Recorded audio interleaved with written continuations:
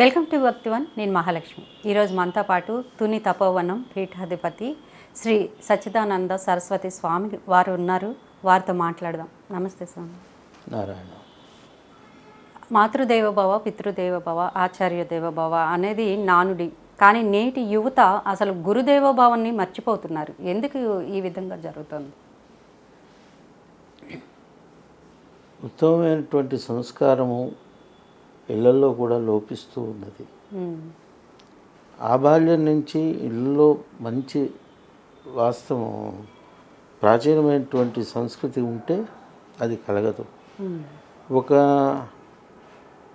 జ్ఞానం వచ్చే సమయానికి వీరు ఏదో లౌకికమైనటువంటి విద్య బాగా వస్తుందన్న కారణం చేత హాస్టల్లోనో మరో చోటో ఒకవేళ ఇళ్లలో ఉన్నప్పటికీ ఇంటి వద్ద నుండి పాఠశాలకు వెళ్ళి చదువుతూ వస్తున్నా ఇళ్లలో గడుపుకునేటువంటి సమయం చాలా తక్కువగా ఉన్నది.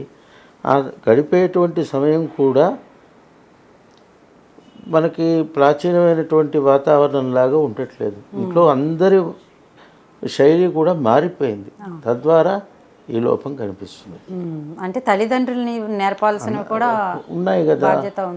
పిల్లలకి మొట్టమొదటి గురువు ఎవరు అంటే తల్లి. అక్కడే చాలా మార్పు వచ్చాయి. కాబట్టి అది సవ్యంగా సరిచేసుకుంటే అన్నీ కూడా సక్రమంగా ఉంటుందని అభిప్రాయం. ఇక సనాతన ధర్మం, హిందూ ధర్మం వేలెత్తి చూపడానికి ప్రతి ఒక్కరూ ఈ సనాతన ధర్మం, హిందూ ధర్మం పైన వేలెత్తి చూపడానికి కారణాలు ఏంటి స్వామీజీ? వేలెత్తి చూపడానికి ఏం లేదు, వాళ్ళకి అవగాహన లేకపోవటమే అది కారణం. ఇకపోతే ఎవరు ఏ ప్రశ్న వేసినా దానికి సరి అయినటువంటి సమాధానం మన ధర్మంలో ఉన్నది. కానీ అది సమాధానం చెప్పేటువంటి స్థాయిలో మన వాళ్ళు ఎవరు కూడా పూర్తిగా తయారవ్వట్లేదు. ఎందుకని అంటారు అట్లా? స్వార్థం. ధర్మం కోసం ధర్మాన్ని పూర్తిగా అవగతం చేసుకుని ఆ సద్విషయములు అడిగిన వారికి సరియైన రీతిలో సమాధానం చెప్పేటువంటి స్థితిలో ప్రచారకులు లేకపోవటం. ఆ రకంగా మనం సమాజాన్ని చక్కటి వాతావరణాన్ని కలిగించుకుంటే, అట్లా ప్రశ్నించే వాళ్ళకి అవగాహన కల్పిస్తే వాళ్ళు కూడా మనకి సానుకూలమే అవుతారు. అది లేకపోతే ఇది జరుగుతున్నది. స్వామీజీ, ధర్మాచార్య సదస్సు పేరిట ఏవే కార్యక్రమాలు జరుగుతూ ఉంటాయి? అసలు ఈ ధర్మాచార్య సదస్సు యొక్క ముఖ్య ఉద్దేశం ఏంటంటారు? తిరుమల తిరుపతి దేవస్థానం వారి యొక్క నిర్వహణలో స్వాములందరినీ కూడా మఠాధిపతులు, పీఠాధిపతులు, ప్రముఖమైనటువంటి ఆధ్యాత్మిక చింతన తత్పరులందరినీ సమావేశపరిచి ధార్మిక సదస్సు అని ఏర్పాటు చేసి గతంలో కూడా ఇట్లాంటివి చేయటం జరిగింది. ఈసారి కూడా చేసిరి. ఈ చేసినటువంటి సదస్సులో వారు గతంలో చేసినటువంటి వాటికి మేము కార్యరూపంగా ఇవి చేశాము, ఇకపై మీరు మాకు ఏదైనా సరి అయినటువంటి మార్గనిర్దేశం చేయండి అని వారు కోరితే ఎవరెవరి అభిప్రాయాలు వారు వ్యక్తపరచడం జరిగింది. వేదశాస్త్రములు పోషిస్తున్నది, అదేలాగా ద్రవిడ ప్రబంధాలని పోషిస్తున్నారు, దాస సాహిత్య ప్రాజెక్టు, తర్వాత ఇంకా అనేక ధార్మిక సాంస్కృతిక కార్యక్రమాలు చేస్తున్నారు. అదేలాగా ఇతరమైనటువంటి ప్రాంతాల్లో దేవాలయాలు నిర్మాణం చేయటం కానీ, ఆ ప్రాంతంలో భక్తిని ప్రవర్ధింపజేయటం కానీ, దానికి తగ్గ భజన మండళ్ళు కానీ ఇట్లాంటివి చేయటంలో వారు చేస్తూ ఉన్నారు. ముఖ్యంగా ఈ సదస్సు కూడా ఆ విధంగా వాటికి కాస్త మార్గదర్శనం చేసే విధంగా చేస్తున్నారని అందరం కూడా పాల్గొనడం జరిగింది. అంటే టీటీడీ చైర్మన్ అన్య మతస్థుల్ని ఈ పేరుతో హిందూ ధర్మంలోకి లాగుతున్నారు అనే అపవాదు వినిపిస్తోంది. దీనిపై మీరేమంటారు? అది అన్యమతస్థులను లాగటం అంటే వాళ్ళ యొక్క అభిప్రాయం ఏంటంటే, ఎవరైనా వచ్చినా ఈ హైందవ సంస్కృతి యందు విశ్వాసము కలిగిన వారు వస్తే వారికి ఏదో సంప్రోక్షణ చేసి వారిని మేము వాళ్ళకు ఒక ప్లాట్ఫామ్ ఇక్కడ ఏర్పాటు చేస్తామని వారు అన్నారు. అది సరే, వారి యొక్క స్థాయిలో సమాజంలో ప్రతి వాళ్ళకి కూడా అలాగే ఏదో ఒకటి కావాలన్న అభిప్రాయంలో ఉన్నారు. కానీ అది నిజంగా భగవంతుని యందు మన సంస్కృతి యందు భక్తి శ్రద్ధ కలిగిన వాడై ఉంటే అది తిరుమలే పోవక్కర్లేదు. తాను ఎక్కడ ఉన్న చోట భక్తిని కలిగి ఉంటే చాలు. ఈ ధర్మము యందు పూర్తి భక్తి విశ్వాసాలు కలిగి ఉంటే వాడు అవుతున్నాడు. దానికి అక్కడ వెళ్ళి ఒక సంప్రోక్షణ అని చెప్పి మిగతా వాళ్ళలాగా మనం ఒక తీర్థాన్ని ఇచ్చో లేకపోతే ఒక కార్యక్రమం చేసో దానికి చేయాల్సిన అవసరం లేదు. ఒకవేళ అదే విధంగా నిబద్ధతగా వాళ్ళు చెయ్యాలి, అది ఒక సదుద్దేశంతో చేస్తున్నాము అన్న ఆ కంకణంతో చేసేటట్టయితే ఆ వచ్చినటువంటి వారు పేరు మార్చుకోవటం కానీ వారికి తగ్గ మన సంస్కృతి తగ్గ జీవన విధానాన్ని వారు అనుసరించటం కానీ ఇవన్నీ చేస్తారన్నటువంటి ఆ విశ్వాసం మనకి కలగాలి. ఒకవేళ వేరే వారు వచ్చినా ఏదో పేరు ఉంటుంది, ఆ పేరు మారుస్తారా, దాన్ని చట్టబద్ధంగా ఏ రకంగా దాన్ని ఆమోదిస్తారు, ఇవన్నీ కూడా మనం ఆలోచించుకోవాలి. అంటే దీనివల్ల హిందూ ధర్మం దెబ్బతీసే అంటే ఎవరైనా ఇప్పటికి ఒక విషయం మీకు స్పష్టత చేయాలి. ఏ ధర్మస్థుడైనా స్వామిని దర్శించటం విషయంలో ఎవరు కాదు అని మేము అంటాం. ఆల్రెడీ ఇప్పటికే చాలామంది ఎవరైనా విమతస్తులు వచ్చి దర్శనం చేయాలంటే వాళ్ళు ఒక డిక్లరేషన్ ఇచ్చి వెళ్ళి స్వామివారి దర్శనం చేసి వెళ్ళవచ్చు. దానికి ఏ ఆక్షేపణ ఎవరు చెప్పలేదు. కానీ ఇది ఎక్కడ అనిపిస్తుంది అంటే ఒక పక్క వీళ్ళని సంప్రోక్షణ చేస్తామని అనటము, ఆ సభలో ఎక్కడ కూడా ప్రస్తావన నేరుగా చేయకుండా ఒక హిడెన్ ఎజెండా లాగా ఏదో 2 రోజుల ముందో 4 రోజుల ముందో డైలీర్ ఈవోలో ఎవరో ఒక విమతస్తుడు మేము కూడా వచ్చి శ్రీవారి సేవలో పాల్గొంటామని అనటం, మేము ఆలోచిస్తామని ఈవో గారు చెప్పటం, దాన్ని వీళ్ళు పరోక్షంగా ఒకరిద్దరు స్వాముల ద్వారా వాళ్ళు ప్రస్తావన చేయించటం, ఇవన్నీ చూస్తూ ఉంటే కాస్త శ్రీవారి దర్శనానికి కానీ ఎవ్వరూ మేము ఆక్షేపించేది లేదు, ఎవ్వరూ ఆక్షేపించేది. అంటే కానీ ఈ శ్రీవారి సేవ అనేటువంటి వాలంటీర్లుగా సేవ చేస్తున్నారే అనేక మంది భక్తజనులు, మన వాళ్ళే లక్షల కోట్ల మంది వేచి ఉన్నారు వెళ్ళి సేవ చేయటానికి. అట్లాంటిది ప్రత్యేకంగా ఇప్పుడు ఇతర మతస్థుల్ని దాంట్లో ప్రవేశింపచేయటం అన్నది కాస్త శోచనీయమైనటువంటి విషయము. అది ఒక్కసారి ఆలోచించాలి. దాన్ని ప్రవేశపెట్టే లోపు దాంట్లో ఉన్నటువంటి సాధక బాధకాలు ఒక్కసారి పరిశీలించి అది ఎంతవరకు మన ధర్మరక్షణకి వెంకటేశ్వర స్వామి వారి యొక్క ఆ ఉనికికి ఎంతవరకు అది దోహదపడుతుంది అన్న విషయాన్ని వారు ఆలోచించాలి. ఇది వారికే కాదు, ఈరోజు సరే విశాల హృదయంతో కొంతమంది అంగీకరించినా ఎంతో భక్తి శ్రద్ధగా మనం ఒక భక్తితో వెళ్ళినప్పుడు విమతస్తులు వాళ్ళు వచ్చి అక్కడ వాలంటీర్ సేవ చేసి వారు మనల్ని నియంత్రించే మార్గం ఏర్పడితే అప్పుడు ఇప్పటికే కొంతమంది భక్తులకి చాలా ఒక్కొక్క సందర్భాల్లో కాస్త ఇబ్బంది కలుగుతున్నది. అటువంటప్పుడు పూర్తిగా కొంత మనసు ఖిన్నమైతే భవిష్యత్తులో వెళ్ళటమే కొంచెం ఇబ్బంది పడుతారేమో.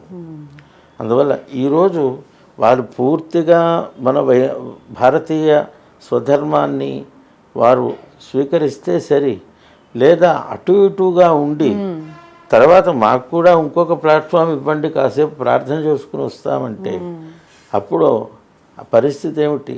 ఈరోజు ప్రార్థన చేసుకోవడానికి ఒక చిన్న ప్లాట్ఫాము, తర్వాత ప్రార్థనా స్థలాలు, తర్వాత మన ఉనికికే ప్రమాదం వచ్చేటువంటి భయం ఉన్నది. కావున ఒకటికి 4 మార్లు ఆలోచించి మనకు ఉన్నటువంటి సమాజంలో ఉన్నటువంటి ప్రముఖమైనటువంటి వారందరి సలహా సంప్రదింపులు ఇవన్నీ తీసుకుని ఏదై ఉన్నప్పటికీ ఇతర మతస్థుల్ని శ్రీవారి సేవలో ప్రవేశించబెట్టడం చాలా అది ఆలోచించవలసిన విషయం, చేయరాదనేటువంటిది మా అభిప్రాయం. ఇక ఏపీలో ఆలయాలపై దాడులను ఏ విధంగా చూడవచ్చు అంటారు స్వామీజీ? కొన్ని ఆలయాలపై దాడులు జరిగాయి ఆ మధ్యలో. అది ప్రధానంగా మన సమాజంలో ఆస్తిక్య లోపం, అది మొట్టమొదటి కనిపిస్తున్నది. ఎందుకంటే ఆలయాల్లో భక్తి వాతావరణం కలగాలి కదా. భక్తి వాతావరణం కన్నా ప్రతి ఆలయంలోనూ రాజకీయ ప్రభావం బాగా ప్రవేశింపబడి ఉన్నది. ఎప్పుడైతే అది మిళితమై ఉన్నదో అక్కడ ధర్మం ఎక్కడుంటుంది? అందువల్ల అది మీరు ఆలోచించాలి. ఇప్పుడు మీరు రాజకీయాలు అన్నారు కాబట్టి అసలు దేవుడికి రాజకీయాలకి సంబంధం ఏంటి స్వామీజీ? వాస్తవంగా ఈ ఎండోమెంట్ వ్యవస్థ అన్నది ఈ దేవాలయాలు వీటి మీద ప్రభావము, వీటి మీద ఒత్తిడి అది పూర్తిగా తొలగాలి. ఎందుకంటే ఇతర మతాలకి వీళ్ళ యొక్క ప్రభావం అంతగా లేదు, వాటి మీద వీళ్ళ యొక్క ఆధిపత్యం లేదు. కానీ ఇక్కడికి వచ్చేటప్పటికి మనకు వేసేటువంటి ప్రతి భక్తులు సమర్పించే ప్రతి ద్రవ్యం మీద ఇది ప్రభుత్వం యొక్క పెత్తందారీతనం ఉన్నది. అది ఏ ప్రభుత్వమైనా అవ్వచ్చు, పాలకులు మొదటి నుంచి వస్తున్నటువంటి ఇది దౌర్భాగ్యం. వ్యవస్థని భక్తియుక్తంగా ఒక నియమంగా చేయాలన్న సదుద్దేశంతోనే వ్యవహరించి ఉన్నది. కానీ రాను రాను దిగజారిపోతూ ఉన్నది కదా పరిస్థితి. అందువల్ల దాన్ని ఒకసారి దృష్టిలో పెట్టుకుని ముందు భక్తులలో జాగృతి కలగాలి. అది కలిగితే అన్నీ సవ్యంగా మారుతుంది. కానీ అక్కడే లోపిస్తుంది సమాజం. అయోధ్య లాంటి మహత్కార్యాన్ని కూడా బీజేపీ వేడుకలాగా అంటగట్టారు. దీనిపై మీ అభిప్రాయం ఏంటంటే? అది నేను చెప్పలేని విషయం. ఎందుకంటే జగవరిగిన సత్యం కదా, కొన్ని అది మేము విమర్శించరాదు. అట్లాగే ఏపీ రాజకీయాలు చూసుకుంటే ఏపీ రాజకీయాలపై మీరేమంటారు? వచ్చే ఎన్నికల్లో ఏ ప్రభుత్వం గెలుస్తుంది అనుకుంటున్నారు? ఎవరు గెలిచినా ఒకటి, ధర్మానికి కాస్త ధర్మమయందు పూర్తి శ్రద్ధాభక్తి కలిగిన వారు కావాలి. ధర్మము అంటే మళ్ళీ ఆధ్యాత్మికత అని అనుకుంటున్నాం. ధర్మం అంటే నియమపు సత్య ధర్మాలతో కూడుకున్నటువంటి ఒక వ్యవహారం. అది ఎవరొచ్చినా ప్రస్తుత పరిస్థితిలో మనకున్నటువంటి సమస్యని అధిగమించే తీరులో వారు రావాలి, యుక్తితో రావాలి తప్ప ఈ లౌకికమైన విషయాల్లో మనం మాట్లాడే అవకాశం లేదు. ఎంతో పవిత్రమైన పీఠాధిపతులపై కూడా ఈ అయోధ్య వల్ల వారిపై కూడా ఆటంకం కలిగించేలా వ్యాఖ్యలు చేశారు. దానిపై మీరేమన్నా? అది విజ్ఞత ఉన్నవాళ్ళు దాంట్లో సారం ఎంతుందో చూసుకుని వాళ్ళు మాట్లాడాలి, ఎవరైనా సరే. అందువల్ల అది ఎవరికి ఎవరు వ్యాఖ్యానించుకున్నారన్నది కనుక దాన్ని బాగా విమర్శించుకునే వాళ్ళు ఎక్కువైనారు. అసలు చెప్పిన వాళ్ళు ఒకరికొకరు చాలా ఇదైనా దాన్ని బాగా ప్రచారం చేశారు. అది చాలా తప్పు. అసలు హిందూ ధర్మం అంటే స్వామి పూజలు, ఆలయాలు ఇవేనా? అది హిందూ ధర్మం యొక్క ముఖ్య ఉద్దేశం ఏంటంటారు? అసలు స్వచ్ఛమైనటువంటి జీవనం, ఆధ్యాత్మికత, అహింసా, సత్యం, అస్తేయం, ఇంద్రియ నిగ్రహం, శౌచం ఇవన్నీ కలిగి ఉంటుంటారు.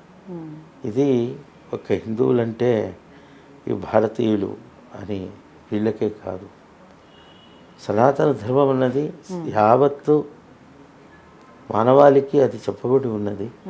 కాలాంతరంలో ఎవరికి వాళ్ళు వాళ్ళ విభాగాలుగా వాళ్ళు చేసుకున్నారు.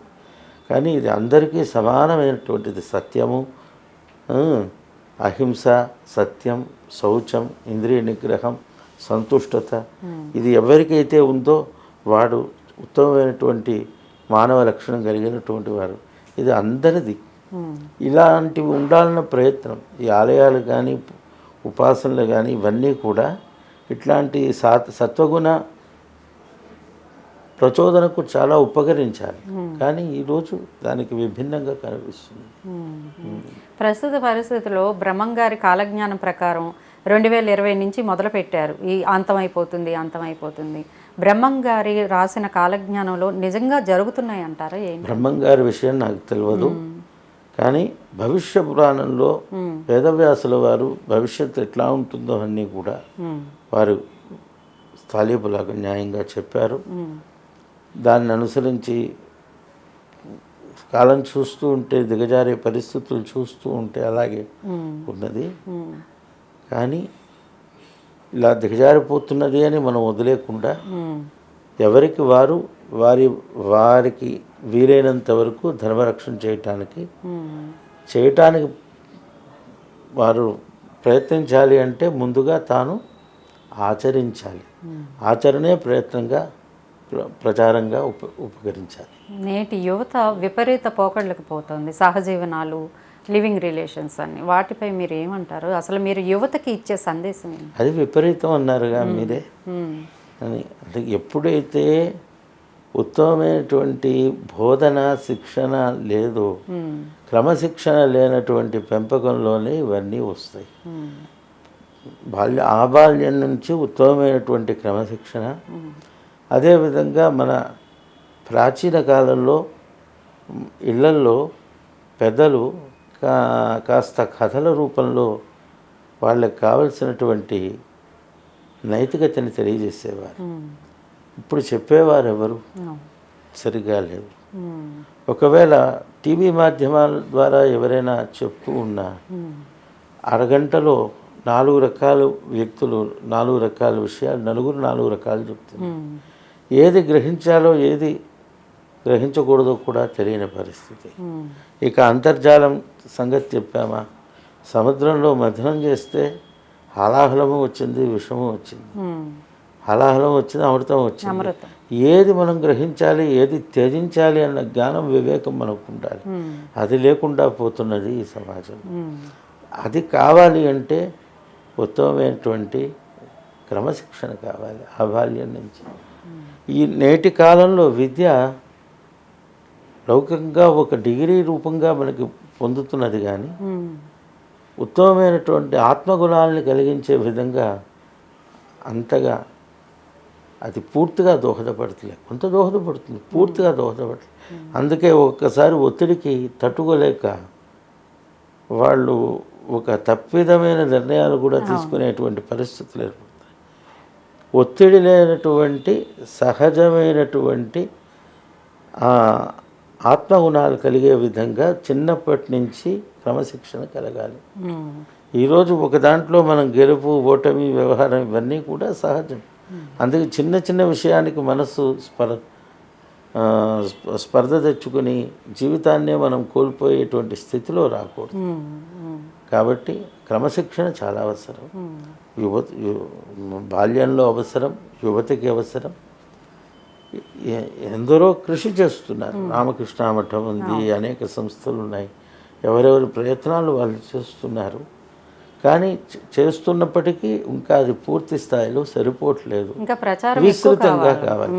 మేమేమంటామంటే తిరుమల తిరుపతి దేవస్థానం లాంటి సంస్థ ఇట్లా చిన్న చిన్న మిగతా విషయాదుల్లో వచ్చే బదులు ఇట్లా ధార్మికమైనటువంటి విషయంలో సమాజంలో ఈ నైతికమైనటువంటి విలువలు పెంపొందించే విధంగా అన్ని పాఠశాలలకి లేకపోతే అన్ని సంస్థలకి సమానమైనటువంటి ఒక మంచి కార్యక్రమం ఏదైనా చేస్తే బాగుంటుంది అని మా అభిప్రాయం.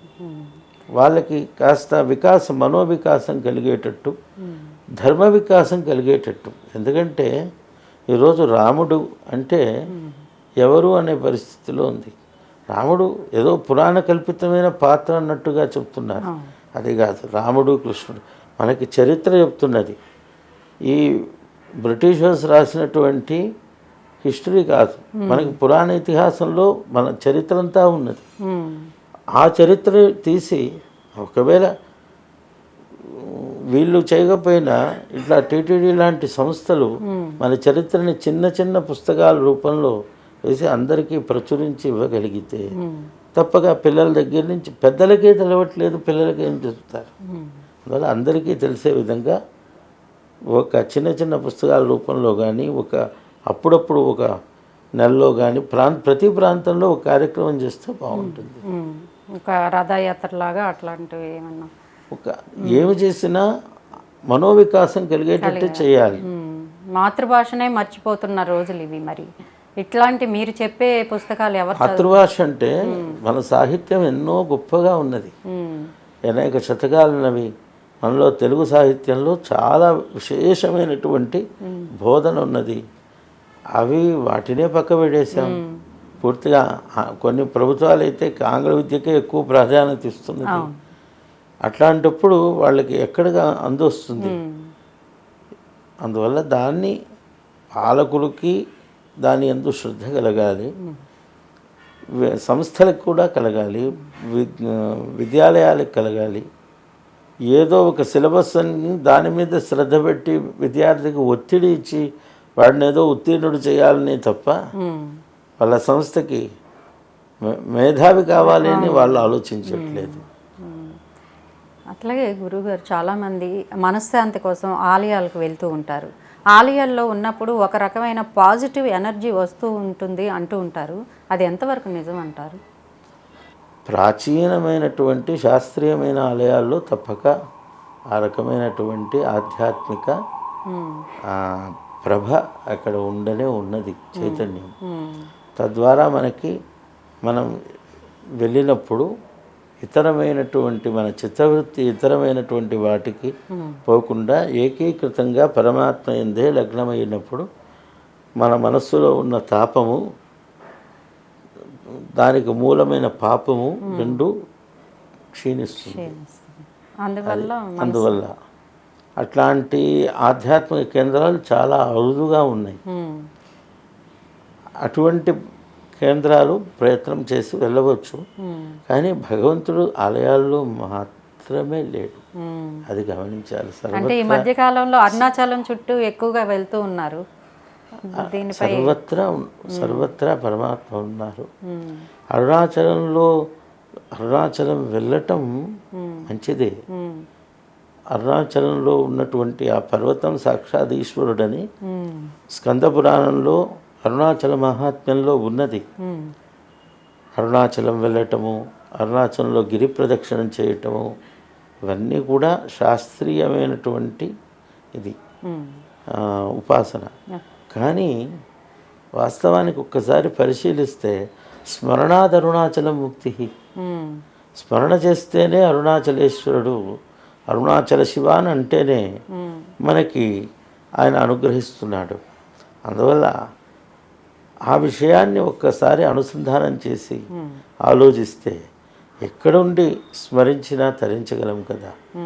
అది కానీ ఇప్పుడు ఆ అరుణాచలం కూడా అరుణాచలేశ్వర, ఆ అరుణాచల శివుడు, తర్వాత కాలంలో భగవాన్ రమణ మహర్షి వారు, ఇలా ఇందులో మహనీయులు ఉండేవారు.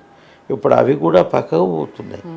ఇప్పుడు కొంతమంది ఈ టీవీ మాధ్యమాల వల్ల కొంతమంది ప్రచారాలు చేసి టోపీ అని అవన్నీ ఇవన్నీ తద్వారా పక్కదో పట్టిస్తున్నారు. కేవలం అరుణాచలేశ్వరుణ్ణి మనం ఉపాసిస్తే మంచిదే, స్మరిస్తే మంచిదే, తప్పగా మనం తరిస్తాం. స్వామీజీ, అంటే ఇందాక మనం మాట్లాడుకున్నట్టు మాతృభాషనే మర్చిపోతున్నారు, కానీ అంతో కొంత వేద పాఠశాలల ద్వారా విద్యార్థులకు బోధన జరుగుతోంది. ఇంకా కృషి బాగా పెరగాలంటే ఏం చేయాలంటారు? వేద పాఠశాలలు చాలా తిరుమల తిరుపతి దేవస్థానాలు కానీ లేకపోతే ఇతరత్ర మఠాలు కానీ పీఠాలు కానీ అందరూ నిర్వహిస్తున్నారు. అది కాక సామాన్య ట్రస్టులు కానీ చాలా చోట్ల చాలామంది చేస్తున్నారు. కానీ అది కేవలం ఒక సిలబస్ పరంగా అని కాకుండా గురుకుల విధానంలో గురువుగారి యొక్క చెంతనే ఉండి, గురువుగారు ఆ పాఠశాల చెంతనే ఉండి చేసేటువంటి ఆ పాఠశాలలు చాలా విద్యాబోధనలు బాగున్నాయి. ఏదో సమయాన్ని చూసి ఏదో వచ్చిపోయే పాఠశాలల కన్నా గురువుగారి చెంత ఉండి చెప్పేటువంటి పాఠశాలలు బాగున్నాయి. దానికి ప్రోత్సాహాలు కూడా చాలామంది చేస్తున్నారు. కానీ చేసేది ఉన్నా ఇంకా బాగా వృద్ధి చెందాలి, బాగా క్రమశిక్షణ కలగాలి. లోకంలో మిగతా విద్యల్లాగా వేద విద్య కాదు. మిగతా విద్య ఒక డిగ్రీ పొందాక దేనికి దానికి అలాగే ఉన్నది. ఇప్పుడు కంప్యూటర్ పరంగా చూస్తే ఎప్పటికప్పుడు అప్డేట్ అవ్వకపోతే వాడికి రాణింపు లేదు. ఈవెన్ వైద్యపరంగా కూడా అలాగే ఉన్నది. అన్నిట్లో అలా ఉన్నా వేద విద్యకి కృషి చాలా విశేషంగా ఉంటుంది. పరిశ్రమ చేయాలి, ధారణ చేయాలి. అది ఆ ధారణ చేయాలి అంటే స్వాధ్యాయం గట్టిగా ఉండాలి. స్వాధ్యాయం గట్టిగా ఉంటూ తన శిష్యునికి ప్రవచనం బోధన చేయాలి. ఇవి రెండూ సవ్యంగా ఉంటే తప్ప అది వేదమాత స్థిరముగా నిలవదు. అది నిలిచేటట్టుగా పాత్రశుద్ధి చాలా ముఖ్యం. పాత్రశుద్ధి చాలా ముఖ్యం. అలాగే దానికి తగ్గ ఉత్తమమైనటువంటి సంస్కారము కలిగి ఉండాలి. అట్లా ఉన్నట్లయితే వేద విద్య శోభిస్తుంది. అట్లాగే గురువుగారు ఏంటంటే భగవద్గీత ప్రచారంపై మీరేమంటారు? అంటే ఈ మధ్యకాలంలో నేనే చూశాను, రహదారుల్లో ఆగి ఉన్న వెహికల్ దగ్గర ఈ ఇస్కాన్ వాళ్ళు కానివ్వండి, మరెవరైనా కానివ్వండి, భగవద్గీతని తీసుకోమని వారు అడగటం నేను చూశాను. దీనిపై మీరేమంటారు? ఇది ఎంత మేరకు కరెక్ట్ అంటారు? భగవద్గీత కించిదధీత గంగాజలలవ కనికాపీత గేయం గీతా నామ సహస్రం ధ్యేయం శ్రీపతి రూపమజస్రం. భగవత్పాదులే చెప్పారు. భగవద్గీత ప్రతి ఒక్క వ్యక్తి కించిదధీత కొంతమైన అధ్యయనం చేయి, నిత్యము భగవద్గీత భగవన్నామ సహస్రాన్ని జపించు అని చెప్పడం జరిగింది. కానీ ఇది ఉత్తమంగా గురుముఖతగా రావాలి. ఇంకా ఈ బయట కూడల్లోనూ అంటే అది ఒక వ్యాపార దృక్పథం కావచ్చు, వాళ్ళ దృష్టిలో అది ప్రచారం కావచ్చు. అయితే ఇక్కడ ఉన్నది ఏమిటంటే గీతా ప్రెస్ వారు వేసినటువంటి భగవద్గీత యథాతథంగా ఉంది. యథాతథంగా ఉంది.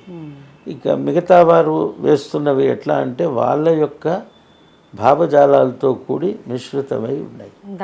దాంట్లో ఏమవుతుంది, ఏదో కొనుక్కుంటున్నాడు, అవగాహన లేకో మంచిదేని కొనుక్కుంటున్నాడు, అది చదివి వాడి మనస్సు కల్మషమవుతుంది. ఒకసారి ఒక భావన పడ్డాక మళ్ళీ దాన్ని చెరపడం అనేది కష్టమవుతున్నది. అందువల్ల ఎప్పుడూ సంప్రదాయానికి ప్రాధాన్యత ఇవ్వాలి. సత్సంప్రదాయంలో గురుముఖత ఏ విద్యనైనా నేర్చాలి. అట్లాంటిది భగవద్గీత కూడా గురుముఖత అధ్యయనం చేసి తెలుసుకుని ఒక్క శ్లోకం అవగతం చేసుకున్నా చాలు, ఆచరణలో పెడితే తరిస్తాను. టీటీడీ జీఆర్ స్వామి వారు చైర్మన్ని ఇంకా మిగతా వారిని వెంకటేశ్వర స్వామి వారితో పోలుస్తూ వ్యాఖ్యలు చేశారు. దీనిపై మీరేమంటారు? అది వారి యొక్క అవివేకత్వాన్ని తెలియజేస్తుంది. వారి స్థాయి చాలా ఉన్నతమైన స్థితి. నిరంతరం శ్రీనివాసుని చెంత, శ్రీనివాసుని సేవలో ప్రముఖమైనటువంటి పాత్ర వహిస్తున్నటువంటి ఆ చీరలు ఎంతో ఉన్నతమైన ఆధ్యాత్మికమైనటువంటి భావంతో ఉండాలి. కానీ ఈ రకంగా వారు అది ఆ ధార్మిక సభలో ఆ మాట వినేటప్పటికీ అందరినీ కూడా సంభ్రపరిచింది. చాలా చాలా మేము ఎందుకు ఆ సభలో పాల్గొన్నామన్నట్లుగా అనిపించింది వ్యక్తిగతంగా నాకైతే. ఎందుకంటే శ్రీనివాసుని ఎవ్వరితోనూ మనం పోల్చలేని పరిస్థితి. పరమాత్మ సకల జగత్తుకి నాథుడు. అట్లాంటి ఆ పరమాత్మని వారు దైవం మానుష రూపేణ, లోపల ఉన్నది అర్చామూర్తి. సాక్షాత్తు మా చైర్మన్ గారే వెంకటేశ్వర స్వామి, మా ఈవో గారే శ్రీ భగవద్ రామానుజులు అని వారు అనేటప్పుడు అది చాలా వీరు ఏ స్థాయిలో ఉన్నారు అన్నట్టుగా అనిపించింది. అది అంత సరి అయినటువంటి తీరు కాదు. ఒక ఆస్తికులలో, ముఖ్యంగా శ్రీనివాసుని భక్తులలో ఆ రకంగా శ్రీనివాసుని ఈ వ్యక్తులతో పోలిస్తే ఇంకా శ్రీనివాసుల యొక్క భక్తులకి ఏ రకమైనటువంటి భావం కలుగుతుంది. దాని యందు ఎవరూ మనసు పెట్టట్లేదు, కానీ పెడితే మాత్రం ప్రతి భక్తుడు కూడా అది వింటే చాలా బాధపడతాడు. అట్లాంటి అదేదో తెలవకన్నారో తెలుసున్నారో తెలియదు, కానీ భవిష్యత్తులో ఆ రకంగా ప్రవర్తించరాదు అని ఆ శ్రీనివాసుడినే మనం ప్రార్థించాలి.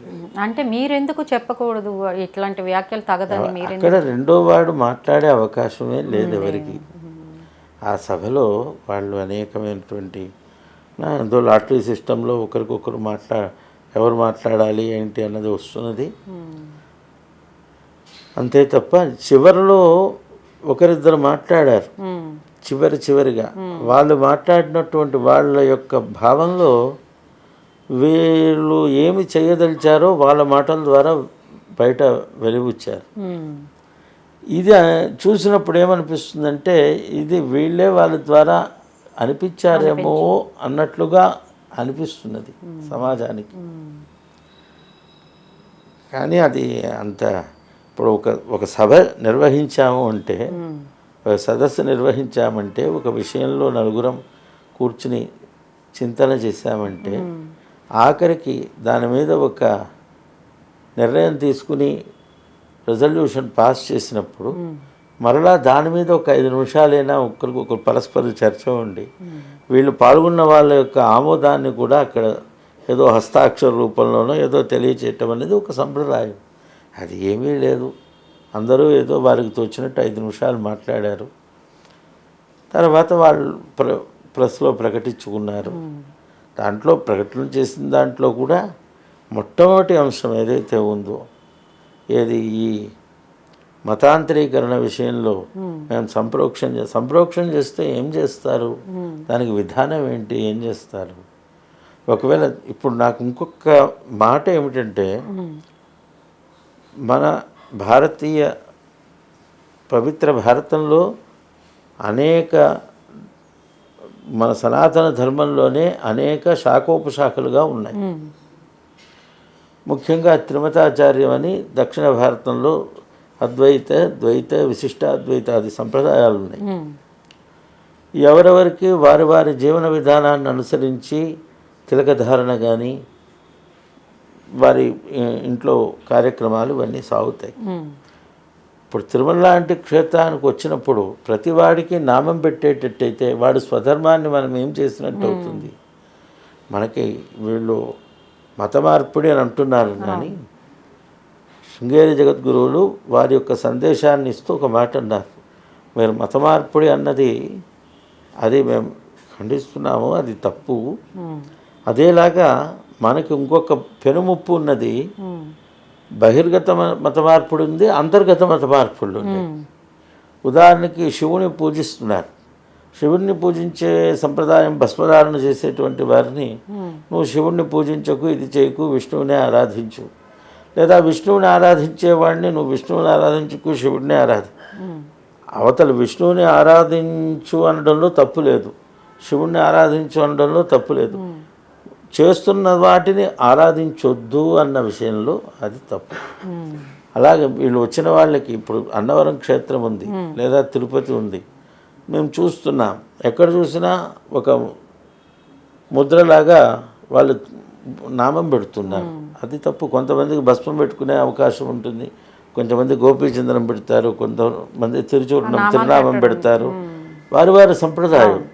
వాళ్ళు ఏం చెప్పాలి, మీ సంప్రదాయ తిలకధారణ చేసుకు రావాలని చెప్పాలి, కానీ ఈ రకమైనటువంటి ఇది చర్యను కూడా మనం ఖండించాలి. అది స్వామి. అట్లాగే ఈ మధ్యకాలంలో చూసుకుంటే చిన్నజీయ స్వామి గారు చాలా సంచలన వ్యాఖ్యలు చేస్తున్నారు. వీధికి ఒక సద్గురు ఉన్నారు, జగద్గురు ఉన్నారు అన్న వ్యాఖ్యలు చేస్తూ ఉంటారు. అయితే అసలు సద్గురు అంటే ఎవరు, జగద్గురు అంటే ఎవరు, గురువు అంటే ఎవరు? కో గురు అధిగతత్వ శిష్యహితాయ ఉద్యతత్సతతం.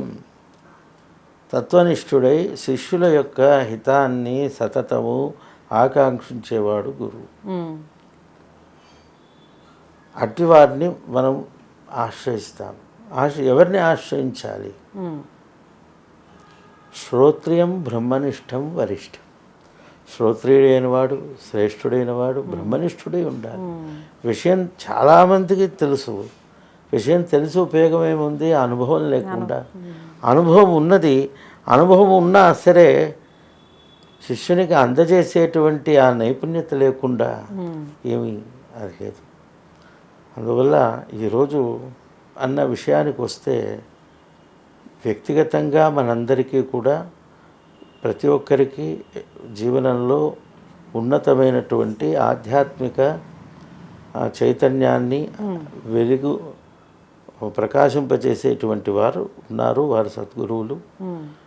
అదేగాక సమస్త లోకాలకి మన సంప్రదాయాన్ని అనుసరించి మనకి 4 ఆమ్నాయ పీఠములు, ఆమ్నాయ పీఠములకి ఆమ్నాయ గురువులని ఒక వ్యవస్థ శంకర భగవత్పాదులు ఏర్పరిచింది. అదేలాగా ఎవరెవరి సంప్రదాయంలో వాళ్ళకు ఉంటే ఉండవచ్చు.